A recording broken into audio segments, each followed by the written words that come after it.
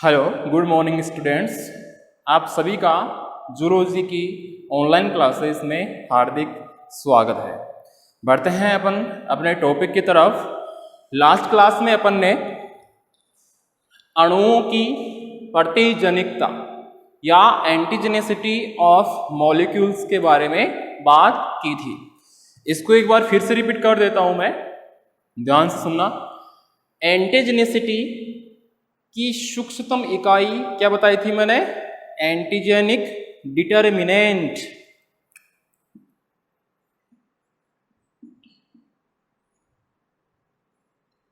Antigenic determinant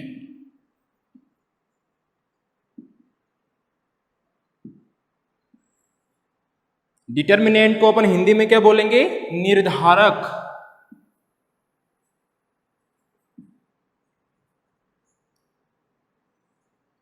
निर्धारक, निर्धारक means निर्धारित करने वाला। एंटीजेनिक डिटर्मिनेंट जिसको मैं बोल रहा हूं कि ये एंटीजेनिसिटी या प्रतिजनिकता की सूक्ष्मतम इकाई है।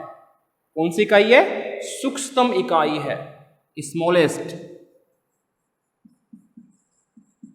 Unit of antigen.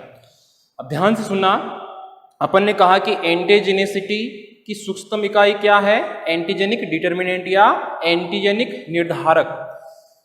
जो एंटीजेनिक निर्धारक है वो सूक्ष्म एरिया द्वारा या क्षेत्र द्वारा शो की जाती है, दर्शाई जाती है। किसके ऊपर? एक एंटीजन के ऊपर। जैसे मान लो आपके सामने मैंने एक डायग्राम बनाया है कि ये कोई एंटीजन है, कैसा भी हो सकता है स्ट्रक्चर में। ये कोई एंटीजन है, प्रोटीन एंटीजन। इसके ऊपर ये डिटर्मिनेंट या निर्धारक कहीं पर भी हो सकते हैं। इसे यहां पर भी हो सकता है, यहां पर भी हो सकता है, यहां पर भी हो सकता है, यहां पर भी हो सकता है, यहां पर भी हो सकता है। वापस रिपीट कर रहा हूं, एंटीजेनिसिटी की सबसे स्मॉलेस्ट यूनिट एंटीजेनिक डिटर्मिनेंट या एंटीजेनिक निर्धारक कहलाती है। ये एंटीजन पर एक सूक्ष्म क्षेत्र द्वारा शो की जाती है। सूक्ष्म क्षेत्र है, पूरे एंटीजन पे नहीं है, ये एंटीजन पर एक सूक्ष्म क्षेत्र है, छोटे से पार्ट द्वारा शो की जाएगी। जैसे मैंने यहाँ पे शो किया है इसको, ये ओनली एंटीजन पर ही उपस्थित होगी। इस डिटर्मिनेंट या निर्धारक स्थल का की स्पेशल केमिकल स्ट्रक्चर, कौन सी? विशेष रासायनिक संरचना और संगठन होगा। ठीक है, ये जो निर्धारक है यानी जो डिटर्मिनेंट है, ये एंटीबॉडी की विशिष्टता को दर्शाती है।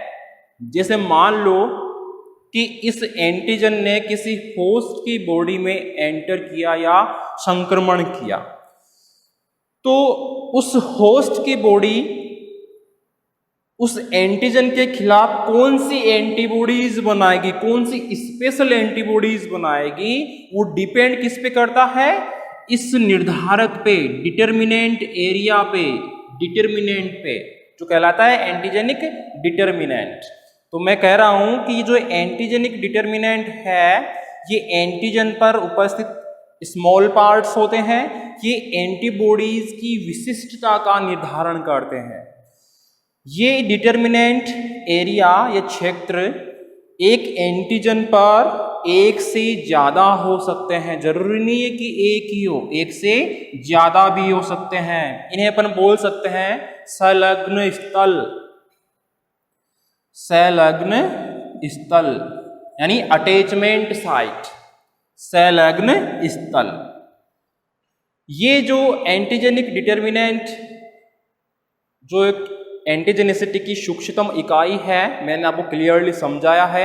ये कई बार आपके एक नंबर के क्वेश्चन में पूछ ली जाती है, तो आपको पता होना चाहिए कि एंटीजेनिसिटी ऑफ मॉलिक्यूल्स क्या है, किसे कहते हैं। ठीक है, आगे बढ़ते हैं। इसी टॉपिक में अपन थोड़ा सा और रह गया था। प्रोटीन एंटीजन्स जो होते हैं,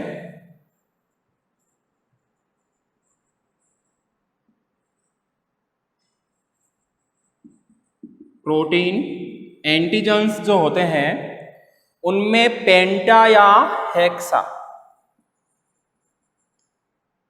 पेंटा या हेक्सा पेप्टाइड साइट्स पाई जाती हैं, पेप्टाइड स्थल पाए जाते हैं।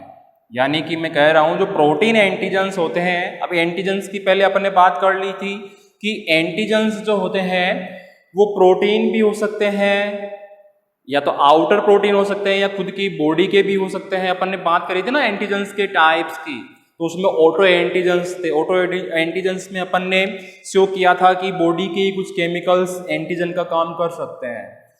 तो एंटीजन में स्पेशली बात कर रहा हूं प्रोटीन एंटीजेंस की, जिसमें पेंटा या हेक्सा पेप्टाइड स्थल पाए जाते हैं, जिन पर एंटीजेंस पर इनकी साइज 25 से 30 एंगस्ट्रॉम तक होती है। इनकी साइज कितनी होती है? 25 से 30 एंगस्ट्रॉम तक ये साइज है इनकी। तो अपना क्लियर है एंटीजेनिसिटी, जो लास्ट क्लास में भी हो गया था, मैंने और क्लियर कर दिया है आपको। ये एंटीजेनिक डिटर्मिनेंट एरिया ध्यान रखना आप। ये प्रोटीन एंटीजेंस है, पेंटा या हेक्सा पेप्टाइड स्थल पाए जाते हैं जिनकी साइज 25 से 30 एंगस्ट्रॉम तक होती है। अब जो सबसे मेन बात है वो ये है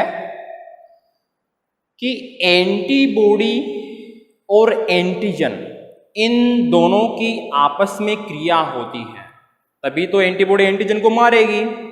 एंटीबॉडी क्या है? प्रतिरक्षियां हैं, और एंटीजन क्या है? रोग पैदा करने वाले प्रतिजन या रोगकारी आवेश या टॉक्सिन। तो कहने का मतलब यह है कि जो एंटीबॉडीज है वो, जैसे मान लो कि ये एंटीबॉडी है, रेड कलर है, ये ब्लैक कलर है, एंटीजन है, ये दोनों की रिएक्शंस होगी। जैसे मान लो इन दोनों की रिएक्शन करवानी है, तो ये दोनों आपस में कौन सी साइट पर या स्थल पर जुड़ेंगे आपस में, उन स्थानों को किस नाम से जाना जाता है? ये कई बार आपके मेन एग्जाम में क्वेश्चन पूछा गया है, और मैं आपके टेस्ट में भी ये क्वेश्चन बार बार देता हूँ। ये बहुत इंपॉर्टेंट बात है। जैसे मैं कह रहा हूँ कि ये एंटीबॉडी है रेड वाला, ये ब्लैक वाला एंटीजन है, ये दोनों आपस में जिस स्थान से जुड़ेंगे वो स्थान क्या कहलाएंगे? जैसे ये एंटीबॉडी है, ये एंटीजन है, तो इससे ये वाला पार्ट अटैच हो रहा है, ये एंटीबॉडी एंटीजन से जाकर इस वाले पार्ट से अटैच हो रही है ऐसे। तो एंटीबॉडी का वह पार्ट जो एंटीजन से अटैच होता है या संपर्क करता है या जुड़ता है, पेराटोप कहलाता है।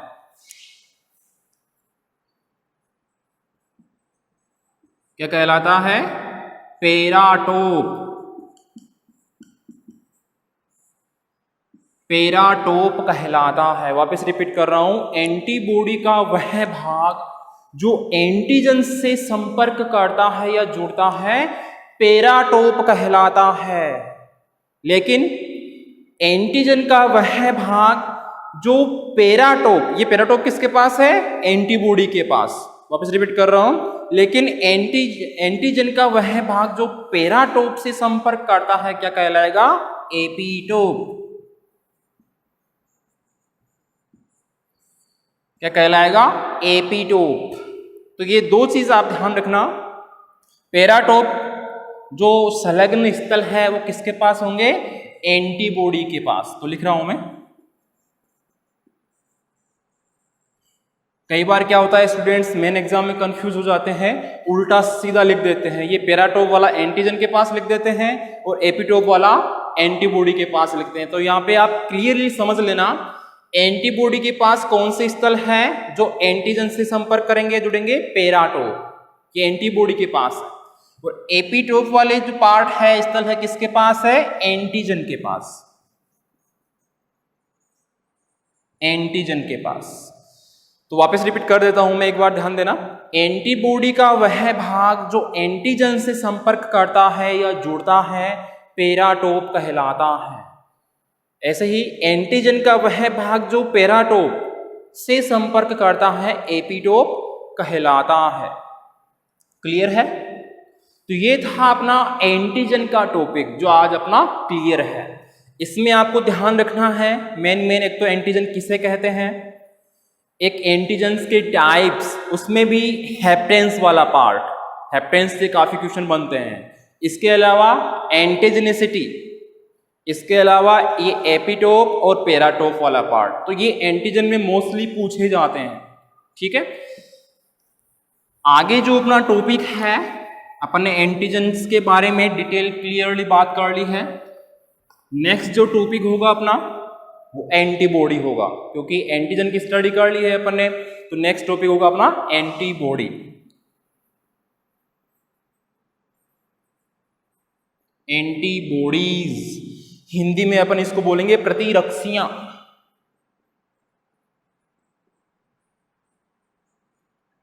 प्रतिरक्षियां या इन्हें अपन बोल सकते हैं प्रतिरक्षी काय।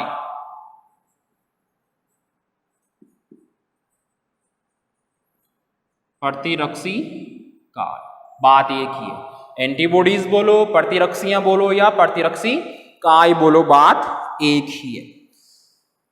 जैसा अपन ने एंटीजन्स की डेफिनेशन स्टार्टिंग में देखी थी, वैसे ही अपन एंटीबॉडीज की डेफिनेशन सबसे पहले देखेंगे। एंटीबॉडीज, ध्यान से सुनना, एंटीबॉडीज वे प्रोटीन मॉलिक्यूल्स होते हैं, प्रोटीन अणु होते हैं जो एंटीजन की प्रतिक्रिया स्वरूप, एंटीजन के रेस्पॉन्स स्वरूप किसी होस्ट की बॉडी में, किसी होस्ट की बॉडी में किसी स्पेशल टाइप की लिम्फोइड सेल या किसी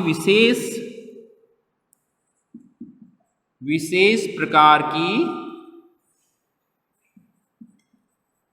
लसिका कोशिकाओं, या अपन बोल सकते हैं स्पेशल लिम्फोइड सेल्स, इन्हीं से तो उत्पन्न होती है टी और B lymphocyte, lymphoid cells special type की। स्टार्टिंग में अपने इम्यून सिस्टम का उद्भव देखा था, उसमें अपने डीपली स्टडी की थी। तो वापस रिपीट कर रहा हूं मैं एंटीबॉडीज की डेफिनेशन। एंटीबॉडीज वे प्रोटीन मॉलिक्यूल्स होते हैं या प्रोटीन से बने हुए मॉलिक्यूल्स होते हैं जो एंटीजन की प्रतिक्रिया स्वरूप किसी होस्ट की बॉडी में कुछ स्पेशल टाइप की या विशेष प्रकार की लसिका कोशिकाओं या स्पेशल लिम्फोइड सेल्स द्वारा होस्ट की बॉडी में उत्पन्न किए जाते हैं। क्या कहलाते हैं? एंटीबॉडीज। वापस नॉर्मल डेफिनेशन और बताना चाह रहा हूं मैं आपको। एंटीबॉडीज प्रोटीन से मिलकर बने हुए अणु होते हैं जो होस्ट की बॉडी में अगर कोई एंटीजन अटैक करता है, इन्फेक्शन करता है, तो उस होस्ट की बॉडी में कुछ विशेष प्रकार की लसिका कोशिकाएं होती है जो इन एंटीबॉडीज को उत्पन्न करती है। आगे ध्यान देना, ये तो होगी इसकी डेफिनेशन। एंटीबॉडीज एक संरचनात्मक ग्लोबुलिन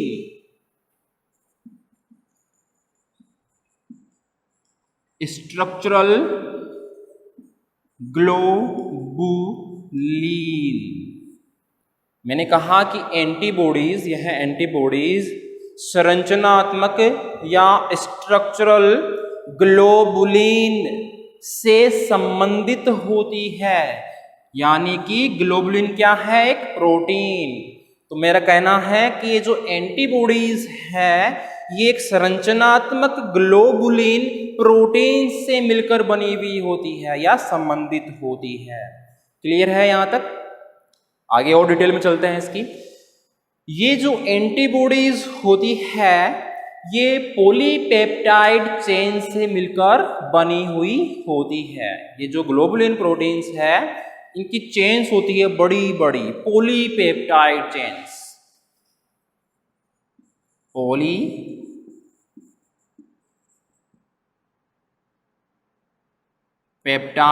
चेन, पॉलीपेप्टाइड चेन्स। वापस रिपीट कर रहा हूं, ये जो एंटीबॉडीज है ये पॉलीपेप्टाइड चेन से मिलकर बनी हुई होती है। इनका कार्य, ये जो चेन्स है पॉलीपेप्टाइड चेन्स या श्रृंखलाएं, इनका कार्य प्रतिरक्षी प्रतिक्रिया या इम्यून रिस्पॉन्स से संबंधित होता है। वापस रिपीट कर रहा हूं, ये जो पॉलीपेप्टाइड चेन्स होती है जो एंटीबॉडीज बनाती है, इनका कार्य प्रतिरक्षी प्रतिक्रिया या इम्यून रिस्पॉन्स से संबंधित होता है। इसीलिए इनको, इन पॉलीपेप्टाइड चेन्स को प्रतिरक्षी ग्लोबुलिन, प्रतिरक्षी ग्लोबुलिन, प्रतिरक्षी ग्लोबुलिन या इम्यूनोग्लोबुलिन। प्रतिरक्षी है, अपन इम्यूनो लगाएंगे, और ग्लोबुलिन पहले अपन ने लिखा ही है कि ये ग्लोबुलिन प्रोटीन से, स्ट्रक्चर ग्लोबुलिन प्रोटीन से मिलकर बनी हुई होती है। तो मैंने कहा कि जो पॉलीपेप्टाइड चेन्स है इनका कार्य क्या है, प्रतिरक्षी प्रतिक्रियाएं करना है, इसलिए इनको प्रतिरक्षी ग्लोबुलिन या इम्यूनोग्लोबुलिन।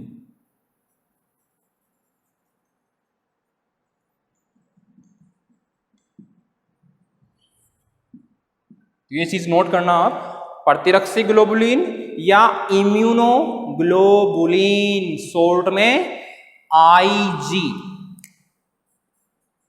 आईजी, आई कैपिटल है और जी स्मॉल है।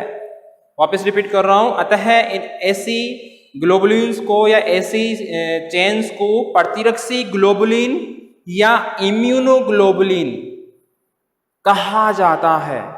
इसे शॉर्ट में या छोटे रूप में आईजी से अंकित किया जाता है या दर्शाया जाता है। तो इस चीज को आप अंडरलाइन कर लेना, शॉर्ट में क्या बोलेंगे, इम्यूनोग्लोबुलिन और प्रतिरक्षी ग्लोबुलिन। ठीक है, तो क्या बोलेंगे इसे, इम्यूनोग्लोबुलिन। क्यों बोलेंगे, क्योंकि इनका कार्य क्या है, इम्यून रिस्पॉन्स का है, प्रतिरक्षी प्रतिक्रियाओं का है।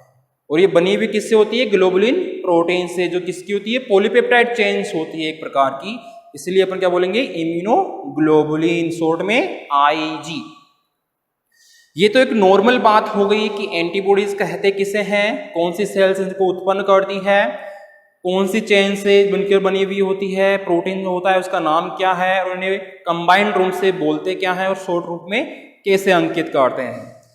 अब अपन बात कर लेते हैं, इम्यूनोग्लोबुलिन की बात आई अपने यहाँ पे, तो इसकी बेसिक स्ट्रक्चर की बात कर लेते हैं।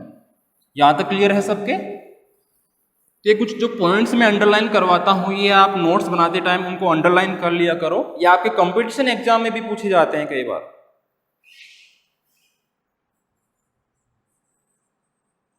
The basic structure of immunoglobulin,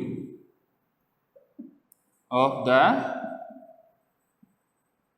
immunoglobulin molecule।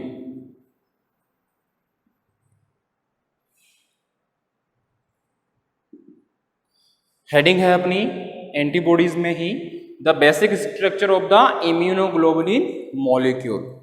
तो बेसिक स्ट्रक्चर कई बार आपके बड़े क्वेश्चन में पूछी जाती है कि इसकी जो स्ट्रक्चर है इम्यूनोग्लोबुलिन की, उसके बारे में विस्तार पूर्वक समझाइए। तो इसकी स्ट्रक्चर की बात करें अपन, तो जो इम्यूनोग्लोबुलिन है जिसे अपन आईजी से नोट कर रहे हैं, यह एक ग्लाइकोप्रोटीन होता है।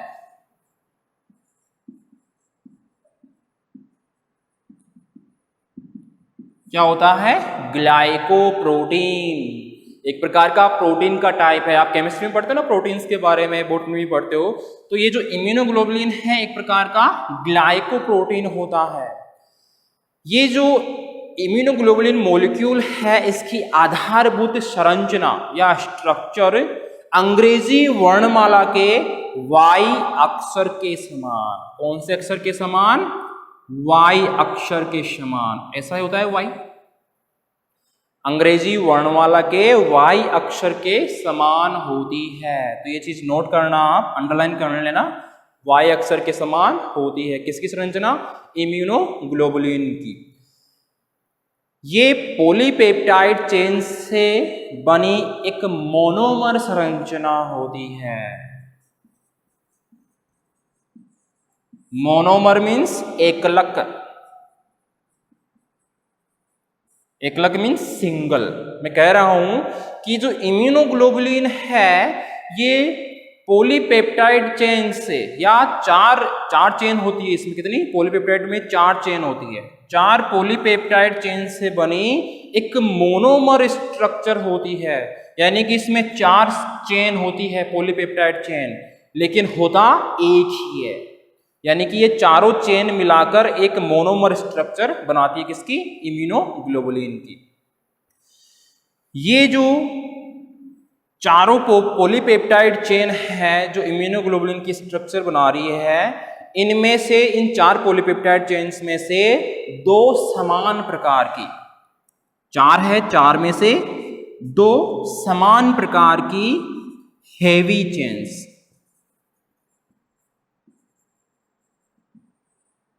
हेवी चेन्स, भारी श्रृंखलाएं, लेकिन 2 और बच गई, लेकिन 2 समान प्रकार की लाइट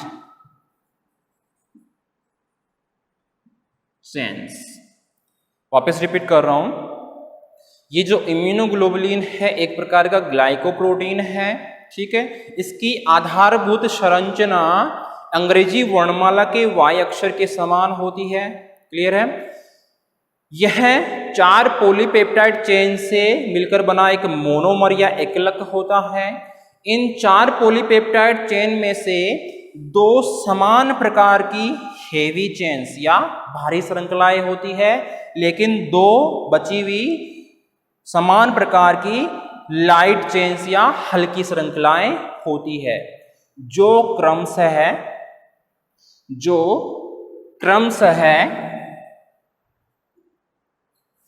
जो हैवी चेन्स है यह 440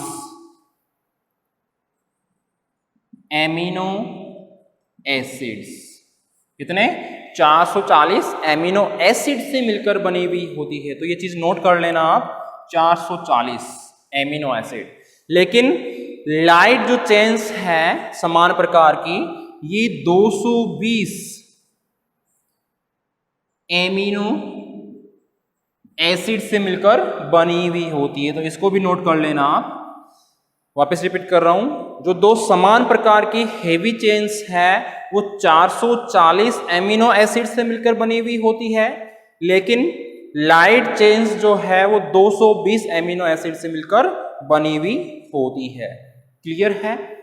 अब रह जाती है अपनी इसकी स्ट्रक्चर। अभी मैंने बता दिया कि 4 पॉलीपेप्टाइड चेन होती है, आपस में मिलकर एक एकलक या मोनोमर बनाती है। तो ये तो वाई दिख रहा है, इसमें स्ट्रक्चर तो दिख ही नहीं रही, इसमें 4 पॉलीपेप्टाइड चेन तो दिख ही नहीं रही।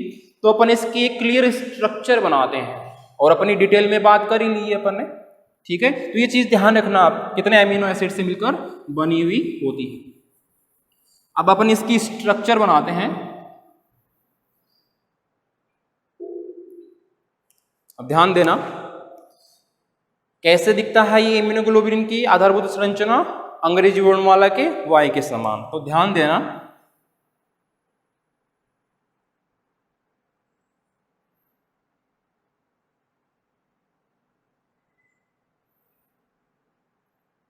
ये Y के समान दिख रहा है।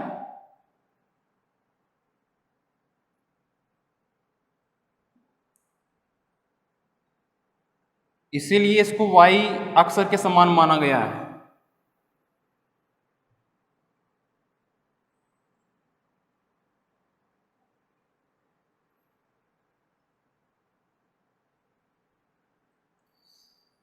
Y के समान दिख रहा है। अब मैंने कहा कि 4 पॉलीपेप्टाइड से, अब हमको तो इस डायग्राम में दिख ही नहीं रही, इसलिए मैंने ये सा डायग्राम बनाया है। इसमें 4 आपको चेन्स दिख रही होगी, 2 तो ये साइड वाली छोटी छोटी जिन्हें अपन बोल रहे हैं लाइट चेन्स, एक तो ये वाली और एक ये वाली, और 2 बोल रहे हैं समान प्रकार की हेवी चेन्स, एक तो ये वाली और एक ये वाली, दोनों लंबी लंबी। तो 4 पॉलीपेप्टाइड चेन्स हो गई।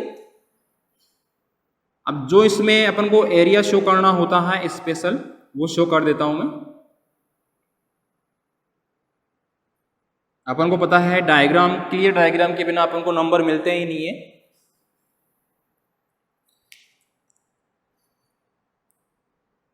यहाँ पे CH1 है, ये CS2 है, ये CS2 है, ये CH3 है। ये CH3 है, CH1 लिखा है, CH2 लिखा है, CH3 लिखा है, ऐसा इसमें सेम लिखा है। ये जो दोनों साइड वाली चेन्स है, ये और ये वाली, ये कौन सी है? Light chains.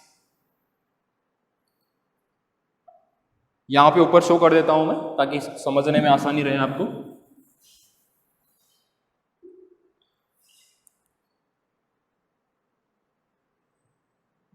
ये जो दोनों साइड में है ये है लाइट चेन्स।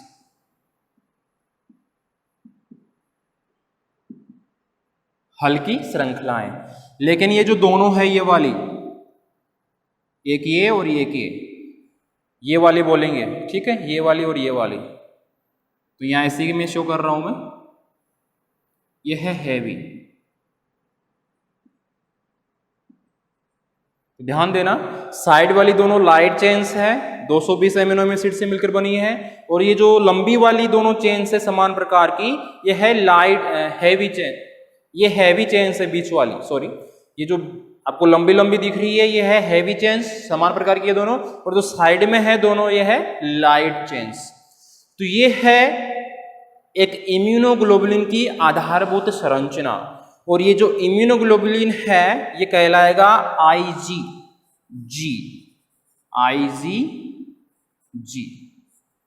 I कैपिटल है, G स्मॉल है और G कैपिटल है। IgG immunoglobulin.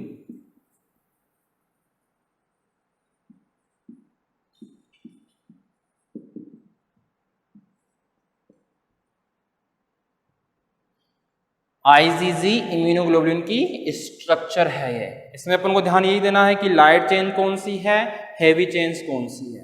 अब वापस रिपीट कर रहा हूं, मैंने कहा था कि ये अंग्रेजी वर्णमाला के Y अक्षर के समान, Y जैसा दिख रहा है। 4 पॉलीपेप्टाइड चेन्स के लिए कहा मैंने, 2 तो लाइट चेन्स साइड वाली छोटी छोटी, बीच वाली दोनों बड़ी बड़ी हैवी चेन्स, ठीक है। ये चारों पॉलीपेप्टाइड चेन्स आपस में मिलकर क्या बना रही है? एक एकलक IgG इम्यूनोग्लोबुलिन की संरचना। क्लियर है? तो ये थी अपनी बेसिक स्ट्रक्चर एक इम्यूनोग्लोबुलिन की। क्लियर है यहां तक? आगे अपन बढ़ते हैं। एक अपना इसी में टॉपिक है समप्ररूप। समप्ररूप जिन्हें बोलते हैं आइसोटाइप्स। क्या बोलते हैं? आइसोटाइप्स। अभी आप पूछोगे कि सर ये IgG कहां से आ गया? तो ये IgG को अपन डीपली स्टडी में यहां पे स्टडी करेंगे, समप्ररूप। इसे IgG को अपन क्या बोलेंगे? इम्यूनोग्लोबुलिन का आइसोटाइप या समप्ररूप, समान प्रकार। तो इस समप्ररूप या आइसोटाइप को समझने के लिए ध्यान देना,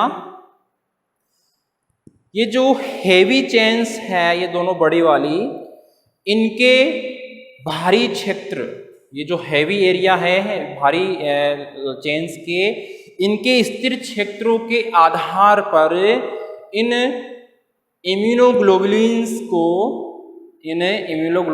को कुछ वर्गों में विभाजित किया गया है। वापस रिपीट कर रहा हूं, हैवी चेन्स के स्थिर क्षेत्रों के आधार पर या इनकी संरचना के आधार पर इम्यूनोग्लोबुलिन, शॉर्ट में क्या लिख रहे हैं अपन इसको? IG। इम्यूनो से I, ग्लोबुलिन से G, IG। तो इम्यूनोग्लोबुलिन की को निम्न वर्गों में विभाजित किया गया है। वो कौन कौन से वर्ग है ध्यान देना, इससे बड़ा क्वेश्चन बनता है। इम्यूनोग्लोबुलिन या समप्ररूप के विस्तार पूर्वक समझाइए। तो मैं बोल रहा हूं कि जो ये आइसोटाइप्स है, ये है, ध्यान देना, IgG। एक तो ये मैंने बोल ही दिया यहां पे, एक तो ये वाला, दूसरा है IgM। क्लियर है? फिर नेक्स्ट है IgA। फिर नेक्स्ट है IgE।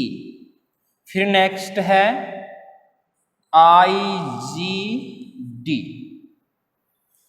तो ध्यान देना कितने हैं?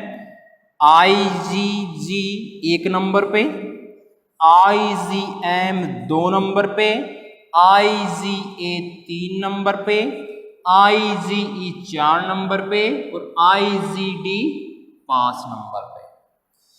तो ये जो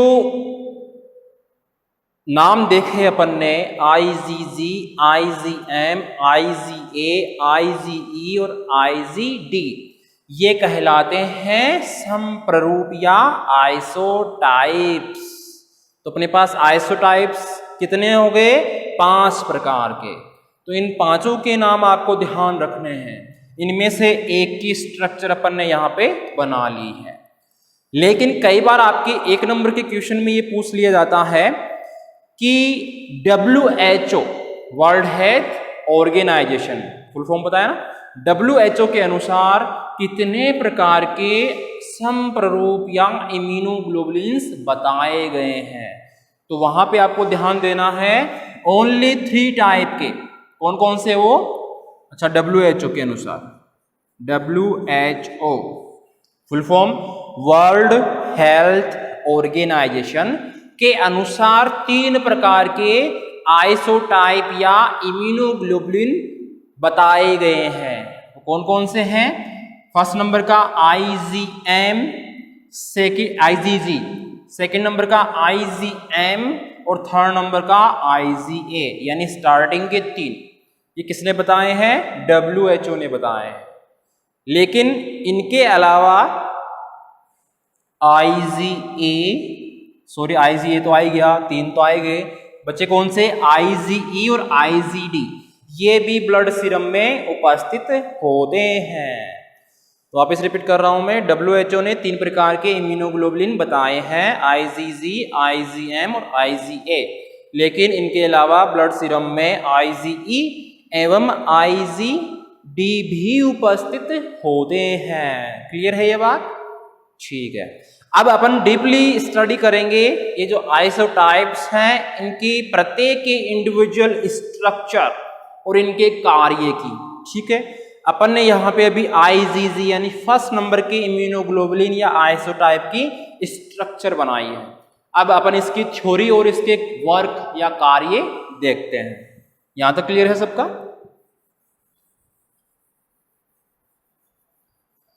ये जो IgG है इम्यूनोग्लोबुलिन, कौन सा है ये? IgG, जो स्ट्रक्चर अपन ने ये बनाई है IgG। ये चीज ध्यान रखना, I कैपिटल है, G स्मॉल है और G कैपिटल है। ये जो IgG इम्यूनोग्लोबुलिन या समप्ररूप या आइसोटाइप है, ये ह्यूमन या मनुष्य के टोटल सीरम, ह्यूमन के टोटल सीरम। अब ये सीरम क्या होता है? ध्यान देना, सीरम अपन उसे कहेंगे, ब्लड को तो कह नहीं सकते सीरम। सीरम अपन उसे कहेंगे, आपने नाम सुना होगा ब्लड प्लाज्मा का, या ब्लड की बात कर लो अपने, तो ब्लड में से अगर अपन कुछ प्रोटीन्स बाहर निकाल दे, वो प्रोटीन कौन से होंगे? रक्त का थक्का बनाने वाले, हैवी मोलिकुलर वेट वाले, जैसे fibrin, fibrinogen, prothrombin, thrombin, thromboplastin, यानी कि कुछ ऐसे प्रोटीन्स या मोलिक्यूल्स निकाल दें जो रक्त का थक्का बनाते हो। अगर ऐसे प्रोटीन्स मॉलिक्यूल्स को निकाल दिया जाए तो बाकी जो शेष बचा कलरलेस पदार्थ होता है वो क्या कहलाता है? सीरम। जैसे मैंने कहा कि कुछ प्रोटीन्स को निकाल दे अपन, जैसे फाइब्रिनोजन, फाइब्रिन, प्रोथ्रोम्बिन को, तो लास्ट में क्या बचा रहेगा? इसमें एंटीजेंस होंगे, एंटीबॉडीज होगी, मिनरल्स होंगे, एंजाइम्स होंगे, ये सभी इसमें उपस्थित रहेंगे।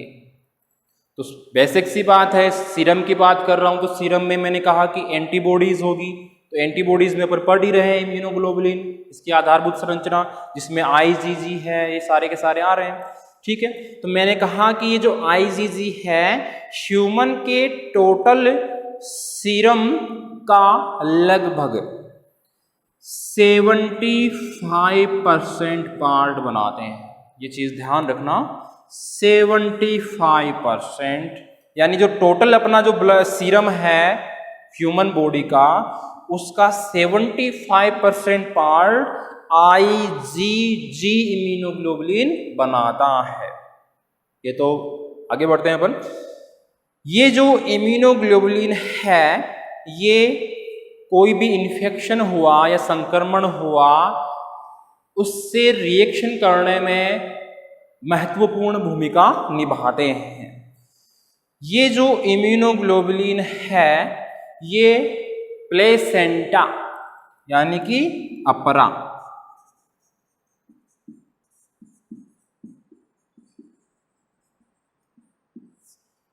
IgG इम्यूनोग्लोबुलिन अपरा या प्लेसेंटा को पार करने की क्षमता रखते हैं। मेरे कहने का मतलब है कि इस टाइप की इम्यूनोग्लोबुलिन प्लेसेंटा को पार करके बच्चे में या चाइल्ड में ट्रांसफर हो जाती है और स्टार्टिंग के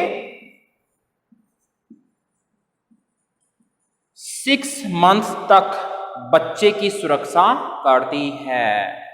वापस ध्यान देना, ये जो IgG इम्यूनोग्लोबुलिन है ये प्लेसेंटा को पार करके या मदर के प्लेसेंटा के माध्यम से प्लेसेंटा को पार करके चाइल्ड में ट्रांसफर होती है और उस चाइल्ड की 6 महीने तक, स्टार्टिंग के 6 महीने तक उसकी बॉडी की सुरक्षा करती है। किससे सुरक्षा करेगी? पैथोजन से, एंटीजन से या रोगों से।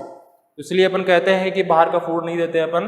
तो स्टार्टिंग के 6 महीने तक IgG इस बच्चे की सुरक्षा करेगी या प्लेसेंटा के माध्यम से ट्रांसफर होगी और कुछ पार्ट दुग्ध या मिल्क से, जिसे बोलते हैं कोलोस्ट्रम।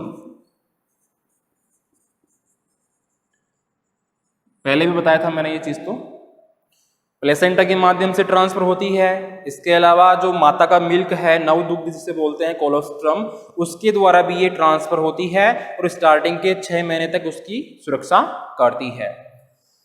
ये जो IgG है अपना प्रभाव, ये तो मैंने इसकी स्ट्रक्चर के बारे में बताया, कैसे ये रिएक्शन करती है उसके बारे में बताया, कैसे ये ट्रांसफर होती है बच्चे में उसके बारे में बताया।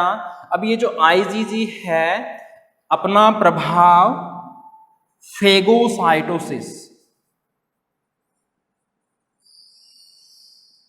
किसके माध्यम से? फेगोसाइटोसिस, हिंदी में क्या बोलेंगे? भक्षाणुनाशन की क्रिया में वृद्धि करके अपना प्रभाव दिखाएगी। यानी जो इसका कार्य क्या है वो ये हुआ कि जो इम्यूनोग्लोबुलिन IgG है वह फेगोसाइटोसिस की क्रिया में वृद्धि करेगी। तो ये तो होगी इसकी थ्योरी वाला पार्ट और ये हो गया इसका डायग्राम। तो अपनी जो फर्स्ट नंबर की इम्यूनोग्लोबुलिन थी IgG, उसकी अपन ने डीपली थ्योरी में बात कर ली है, वर्क्स के बारे में बात कर ली है और इसकी स्ट्रक्चर के बारे में बात कर ली है। नेक्स्ट जो अपनी इम्यूनोग्लोबुलिन होगी नेक्स्ट क्लास में वो होगी IgM। तो यहां तक सबके क्लियर है? नोट्स अच्छे से बनाना, अगर कुछ दिक्कत हो तो पूछ लेना, ठीक है। अपना नेक्स्ट टॉपिक रहेगा IgM। धन्यवाद।